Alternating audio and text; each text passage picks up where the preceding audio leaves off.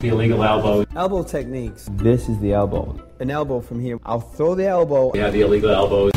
All right, people, we're back, man. Illegal Elbow Radio. Another exciting episode for you guys, man. This is Brian from Illegal Elbow Radio, Illegal Elbow on Twitter. And this is Dan from MMA Aftermath on Facebook and Twitter. Tonight, ladies and gentlemen, there are no weight classes, there are no rounds, there are no time limits, and ladies and gentlemen, there are no rules. And you know what? There might not be any more hype in 2 weeks, because we are hearing out of Jose Aldo's camp that he has a rib injury, okay?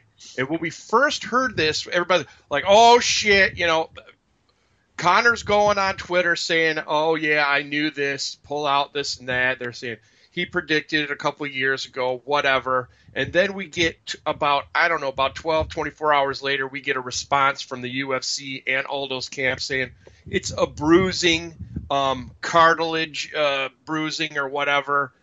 He should still be good to go. And if not, who's going to step up, Brian? Well, they talked about, and this is not really, super new news, people. I mean, we know that, but we wanted to at least weigh in, give our thoughts on it, talk about it a bit. They're talking about Chad Mendez, man, which I love that idea. I thought Chad Mendez should, or Conor McGregor should have to fight a Chad Mendez or a Frankie Edgar or something like that before getting the title shot. But a lot of people made a lot of good points about how, well, then that way if, Chad Mendez beats him or if Frankie Edgar beats him, then it kind of defeats the purpose. People don't want to see, a Frankie Edgar Aldo again, so it makes sense for Conor to get this shot right now. I mean, kind of. I mean, in all actuality, it doesn't make sense to me, but in the money making aspect, it does. Money make sense. Mendez? Oh. No, but I mean in the money making aspect for UFC, you know what I mean, to build this as a giant card as they're doing, and as they have been doing with the World Tour and all that shit. I mean, it just makes sense. So, and that's what they're about. I mean, first and foremost, that's what UFC is about. Let's make as much money as possible off a card like this. You know what I mean? Yeah. In any card like this. But let's say, before we get into the possibilities of Aldo fighting in this with the possible, coming in with the rib injuries.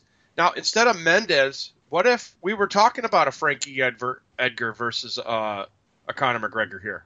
That's a whole nother ballgame for me, man. That's a Conor. This isn't easy shit here, bro. You know what I'm saying? This is sorry about the dog in the back, but no, that's cool.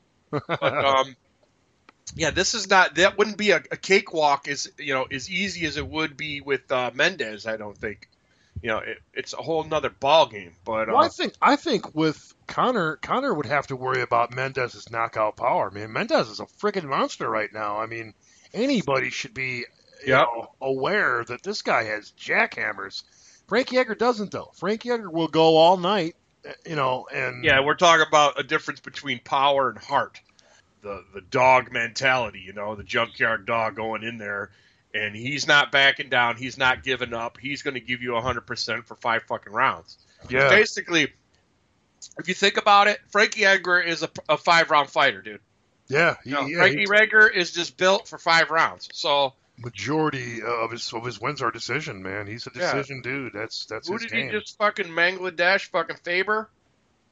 Yes, that was an easy fight, man. Yeah, it was easy for him, man. Really. He was just like, dude, you're in a whole nother league right now. Okay, you're in a whole nother league, and we've seen. I don't want to get off topic, but we've seen that with Faber, where when he goes sniffs the title, man, it always looks like he's in a different league, and it's too advanced for him. You know what I'm saying? Yeah. But a lot of people made the argument too. Well, he's never lost a title shot. This will be the first time if he loses tonight. This will be his first.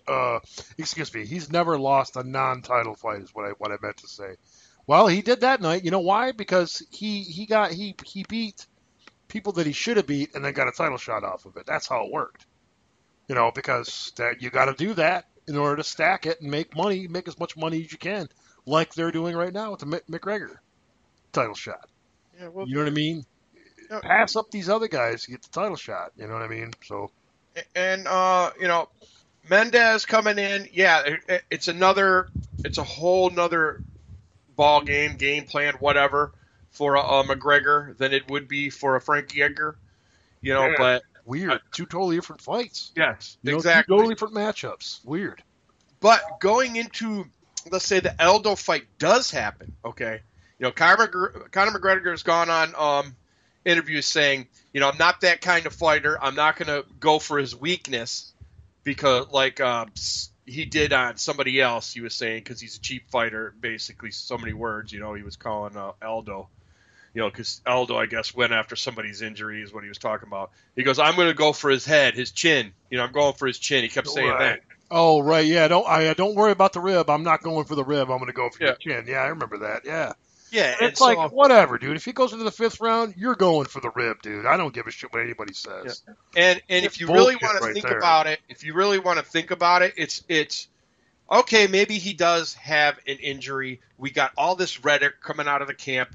Okay, now is Aldo doing this to play head games? Either, okay, he's going to be targeting my rib area, hopefully, so I can do a different game plan. Okay? Or take him down and submit him. Yep. And he's got Conor thinking about that. Or is it a built-in excuse to say, if I do get my ass whipped, well, my ribs were hurt. You know what I'm saying? Oh, that's a very, very good point, man. So it's a double thing here, different caveats on it, but yeah, just to buy him another title shot, built-in excuse to buy him, a immediate rematch. I wasn't 100%. I was only about 45%. Some crap like that. Right. But so we can look at a different scenarios because the PR coming out of it, even the UFC scramble and giving. Well, people, it's okay. You can still give us your money. It's going to be okay. Yeah, we've already got Mendez on deck. He's going to be just in case, people. So it's still going to be a good fight. But still pre-order or buy it that night because it's really going to be good. And but regardless, they don't really have to do that because I could give them this. Even if the fight doesn't happen, we can all be pissed off. Say, oh, fuck this card. You can't say fuck this card because this card is too damn stacked to say fuck this card.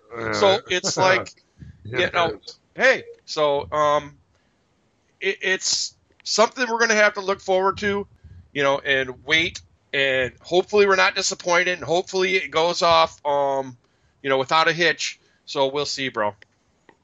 Yeah, and I mean, it's, there's another title fight on that card. So if that card had to get yanked for some reason, Robbie Lawler versus Rory McDonald, dude, to me, that could still easily move into the main event, spot. So you're talking, I mean, just to throw some names, Jeremy Stevens, Dennis Bermudez, Gunnar Nelson, Brandon Thatch just stepped in to face Gunnar Nelson. Yeah, Pickett, Thomas Almeida is a newer dude that looks awesome, still undefeated, man. Matt Brown, Tim Means, dude, that's going to be sick. Yeah. I mean, I don't even need to mention any more of it because it's a stacked-ass card from top to bottom. I want to see all of it. Let me guess. Tim Means and Matt Brown are main event of the prelims. Yeah, probably. I'm stoked, bro. I'm going to be there 9 o'clock, man. No, it probably is. I mean, it probably is the main event of the prelims, but, you got 4 fights after that and then the main event. So that might be Pendred taking out John Howard. That could be the main event of the prelims, but I don't know. I mean, where the hell is this taking place? MGM Grand, so it's here. So I guess it's not something that's taking place in some weird place where it would make sense for a Pendred. But Pendred trains with Conor and Gunnar Nelson, so they got all these guys back in the same card all together again. So, but I mean, like you had mentioned, and I just want to slide back a little bit to the fight itself. You had mentioned what a week ago or whenever the news came out. You had mentioned, why even bring this up if he's injured? Why even bring it up? It doesn't make any sense. Mm-hmm. So, and I told obviously I totally agree. Excuse me here, but so it has to be a positioning move, a kind of posturing is what I mean. I don't, other than that, I don't understand why you would even tell anybody about an injury other than a built-in excuse, like you said, or it is I don't know, man. That's just it. I really don't know. Other than that, I really don't know why he would even mention it. If it wasn't a big deal and he's still going to fight, then why would you even mention it? Maybe they fucked up and they originally wanted to pull out, and then they thought, you know what, this is not as bad as we thought. So then they started backing up or something. Maybe, I don't know. But the whole thing stinks, but I think it is a posturing thing or whatever. You know, whatever you call it. I can't think of the term, but why would anybody come out and say that they're injured and there's a possibility that they won't fight if they were sure they were going to fight even though they were injured? Why would you tell somebody? Yeah, that's why we come up with the, hey, it's one of two things. It's either having him concentrate on the rib and maybe Aldo faking it a little, Right. baiting him in for a really solid kick to the ribs, and then he grabs a leg, goes down, and oh wow, Jose Aldo's got submission skills. Yep. You know what I mean? Maybe long shot, because have we ever seen him do that? Maybe somewhere in a long line, but it hasn't been any time recent. So and then the other caveat or whatever you want to call it is a built-in excuse. So exactly, and like you said, that's the only thing we can come up with, just because there's no. Why in the fuck would you come out with it? Yeah, it doesn't make any sense. Why in the fuck would you come out with it? But we'll be talking more on it, and we will do a full breakdown. We're going to be trying to do a video here, man, of this card, just because we'd like to do we like to go all out on the actual stacked ass cards that come around once in a while, once in a great while. This is it. This is the hype train's been fucking rolling since the beginning of the year. So, this is it, man. And we're going to try to get out. Until then, man, head on over to illegalelbow.com and check out everything we got going on over there, and you'll see all the links to everything we're doing, man. So until that time, Brian, get us out of here, bro. Dude, steadfast. And a God beer.